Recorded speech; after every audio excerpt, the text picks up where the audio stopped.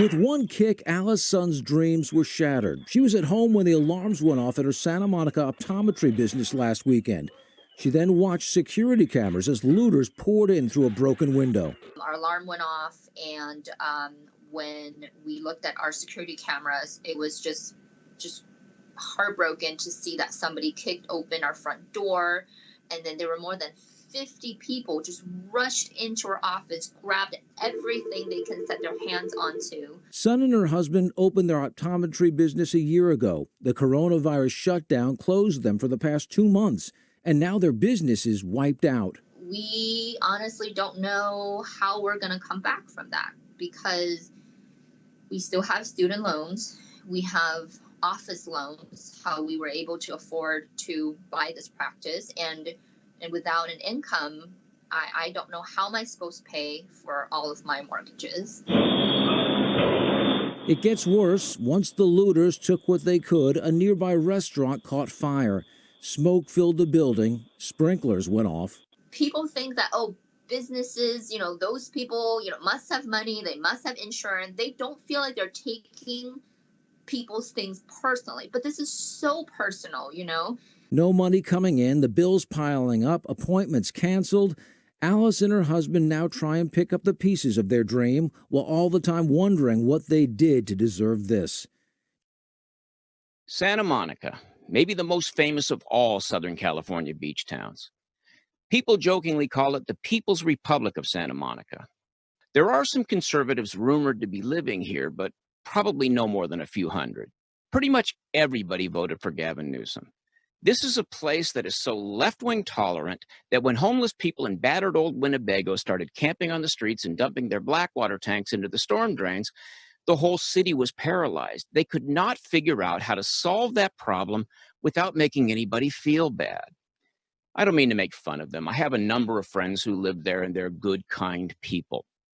But once again, they're faced with the reality of what people are, as opposed to their utopian fantasies of what people are.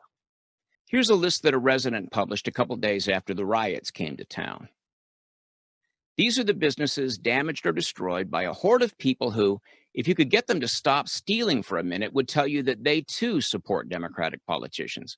I count 175 on this list. Santa Monica never stops wringing its collective hands over the plight of the oppressed, and a lot of that is not posturing. Here are some of those poor downtrodden people again, helping themselves to free sneakers.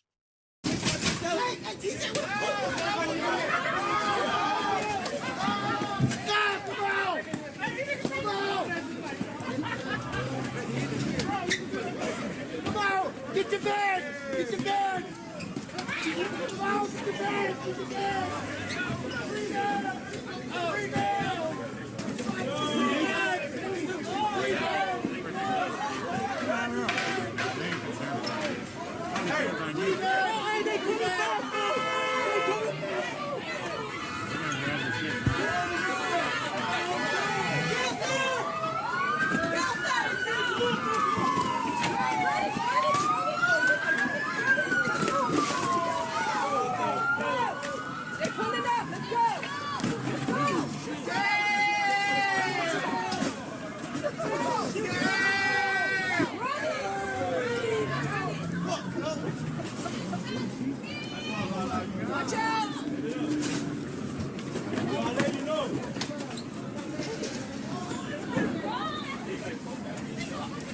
Hey, socks, I got kicks today.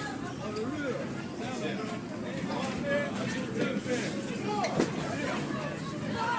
We're back!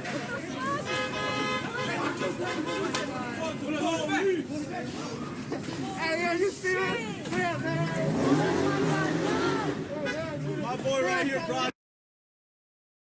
Look at the girl in the freeze frame. She's already wearing expensive Nikes.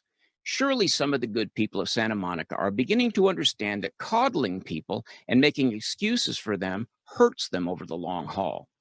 It diminishes them. It erodes their character. In all the big cities, since the second week of March, countless family businesses were forced to close. It's almost impossible to imagine what a disaster that is for the people whose whole lives are wrapped up in these modest ventures. I guess it's so hard to imagine that no blue state politicians could imagine it. Or maybe they could, and they just didn't care. I know that I've been a broken record on this issue, but it just hurts my heart. The number of businesses that will never recover from this vicious 1-2 punch is enormous, and the greatest number of them are in blue states. A Harvard study says that 100,000 of these small establishments nationwide will never recover from this beating. The new economic numbers that came out Friday are encouraging. The red states have saved my nest egg by putting some juice back into the economy, and they're wasting no time in hiring back the workers who were furloughed during the shutdown. But in the blue states, it's still the dark ages. Restaurants opened up last week with a fraction of the tables needed to turn a profit, and now their windows are busted out and boarded up. Nobody is making money except the glass companies and the big box home improvement stores. Plywood is the new toilet paper. Our politicians are kneeling down and begging forgiveness for something that happened in Minneapolis. What in God's name did a couple of optometrists in Santa Monica ever do to hurt African Americans? And now the mayor of the huge city that surrounds them on all sides like a giant angry head is promising to partially defund the police. How much more of this can people take? I would never wish harm on a private citizen to change the way he or she votes. But how can any Democrat who runs a small business in the United States not be considering a switch? If your shop or store or restaurant is in a red state, your leaders looked at the threat of the pandemic and took multiple factors into account, including your company's ability to survive. If you are in a blue state and own a business, they didn't. It's that simple. We now have proof that the Democratic Party is led by elitist control freaks who will do anything to regain the White House, and they don't care who gets hurt. So how did the coronavirus itself affect Santa Monica?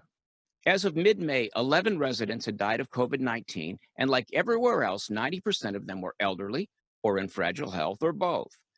These are not the people who eat and shop on the 3rd Street Promenade. If you've been voting Democrat your whole life, you have to be rethinking your affiliations. I mean, it's one thing to watch as the Russian collusion witch hunt played out and your leaders impeach the president. Trump is not an easy man to like for many people. I get it. And all of that can be written off as politicians trying to hurt other politicians for political reasons. But the COVID-19 response and the response to the riots, well, that was politicians hurting you for political reasons. They hid behind you and let you take the hits. Look, take it from a guy who voted Democrat for 35 years. This is no longer the party you signed up for. Yeah, Rick, it has been a very tough day here for people who live and work around Santa Monica. And it started much earlier in the afternoon with a very peaceful march and protest, but then turned into scenes like this where you see this is a restaurant, a very well-known restaurant here in Santa Monica, just off of 4th Street and Santa Monica. And you could hear that water running. There was a fire out here earlier. All this glass just shattered on the ground. And as we move a little further down, that scene is repeated over and over again. You have a jewelry store right here that was broken into. We don't know what was inside or if they made away with everything, but it looks like they went through every single drawer in here looking for something to take. And we'll move down a little further, and you look at the ground, some of the items left behind. This is from the nearby Patagonia store with the tag still on, a Nike box from a shoe store, a television monitor, some of the graffiti that has been left out here. That's one constant throughout Santa Monica. Thanks for watching. If you like this video, subscribe to our channel and then click the little bell to get notifications.